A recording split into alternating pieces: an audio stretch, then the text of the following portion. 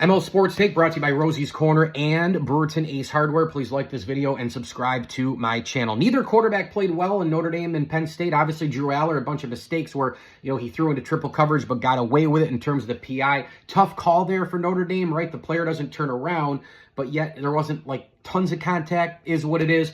Riley Leonard, he made some plays scattering out of the pocket and all the rest, but he threw 2 interceptions. Both teams ran the ball well. Penn State going in, if you get 3 touchdowns from Singleton and you get 84 and 82 yards separately from Singleton, Allen running the football and 204 total, and Abdul Carter's all over the football field, you're like, yeah, I'll sign up for that.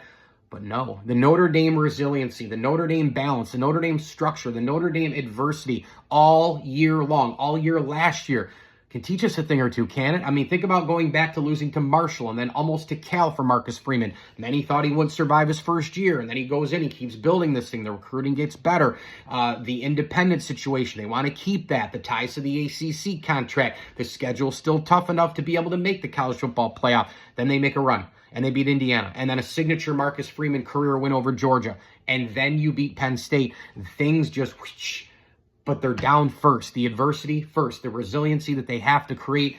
Those departments, he's a master teacher in those departments, Marcus Freeman is. And oh, by the way, Notre Dame faced the resiliency last night with Riley Leonard at the end of the first half going down. He thought maybe concussion. He goes into the blue tent, and Jelly comes in.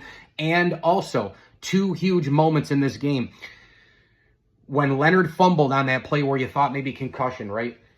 Notre Dame somehow recovered that ball. They get a field goal. It's 10-3 at the half. They're getting dominated, but they come out in the first drive of that half, and they set the tone like crazy with an unreal drive down the field, tie the game. Now, I know Penn State eventually took the lead, but for Notre Dame to come down and say, hey, whoa, what you just did to us in the first half, again, resiliency, adversity.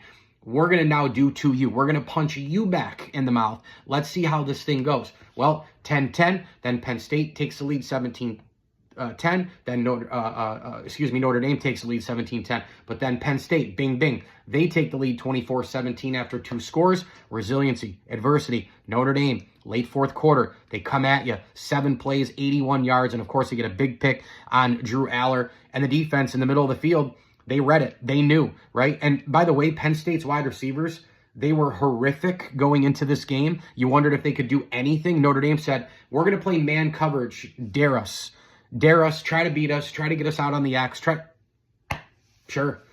And it worked. And Notre Dame, they get that touchdown from Leonard to Greathouse. He had that, running down the field wide open because the defender slipped, and then he stops, and then he cruises into the end zone, and then Notre Dame gets the ball, kicks a field goal to win it in the final seconds. An unbelievable run for Notre Dame. But this goes back a couple of years ago with their head coach leading the way. Adversity, resiliency, down on the canvas, back up. Marshall, almost to Cal, losing to Northern Illinois. Injuries galore. Leonard bopped out last night, losing a left tackle. Add to it the running back situation.